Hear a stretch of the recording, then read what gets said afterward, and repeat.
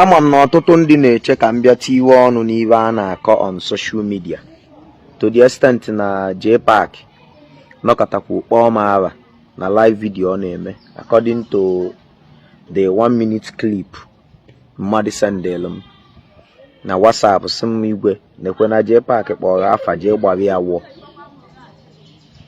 adịrọ m ready ịgba anybody war. Actually, we are mourning.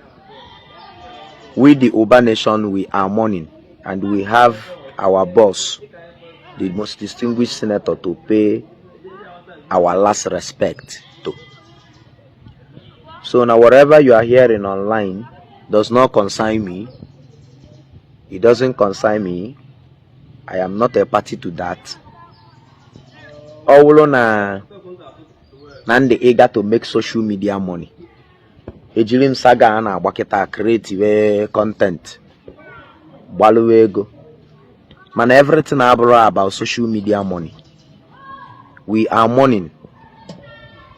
And because we are mourning, somebody like me, Igwe Kredo, won't anything to say concerning anything that is trending online. I don't have anything to say. I'm sorry to disappoint my fans. But I came out here respectfully because I got so many comments and the mother na comment na tag some there. I came out here to disappoint you people the more. And won't anything to say concerning the saga about online. One is because I am mourning. Two is because na abia na ọdịnala nrịba anyị ayara abịa kalịva ụka gbasalụ onye nwụrụ anwụ ma onye a enyibenye enyi akwabenye akwa. Adara abịa na ọdịnala nrịba anyị anara akali ụka onye nwụrụ anwụ na ama. Anara akali that we don't discuss issue of the dead that is not yet buried in public. So marriage tiwa onu niwe gbasara saga unu na agba. When my mentor, my benefactor, my boss, and the man that made me financially, and in fact, amara mi made you quantify the adjective, is still yet to be buried. Mgbe saga niile abidoro, JPAC ekwula okwu.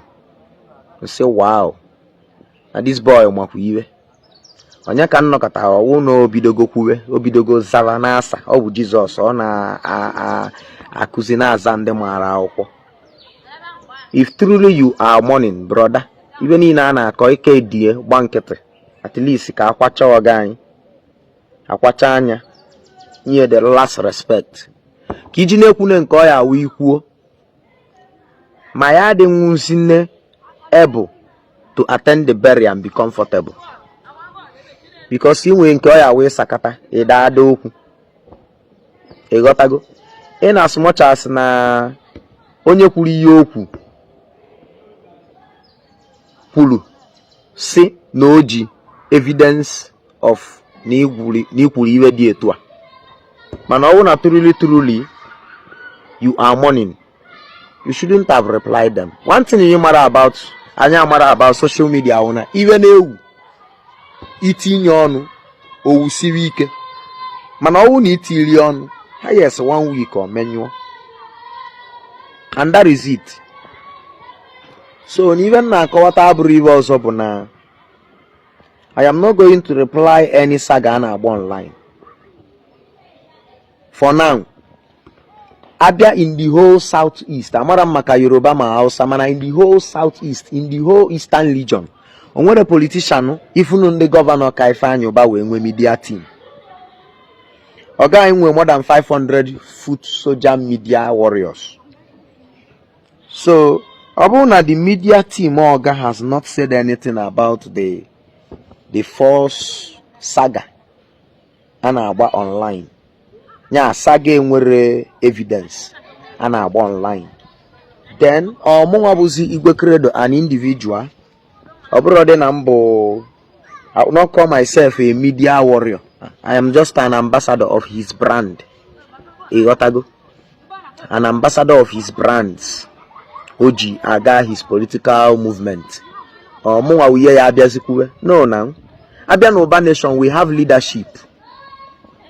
and anya yara rapu like I told you, anya yara rapu burial anyị na-akwado ime jeje kọwa m shiremo gwara with people that are discussing things without proper evidence. Ịghọtago? Onye nke si na ekwuru iwe ekwuru ekwugosi na o ji evidence ya jisie n'ike. Onye nke asị kwuru na-akọ ihe ọ na-agba okwu okirikiri na-agbasiwe okwu ya ike okirikiri. Ọ bụrụ na emegide mesie oluo na onye ọbụla mbịa ngwa bịa kọwa onwe gị, then onye si na o ji evidence eweta evidence ya.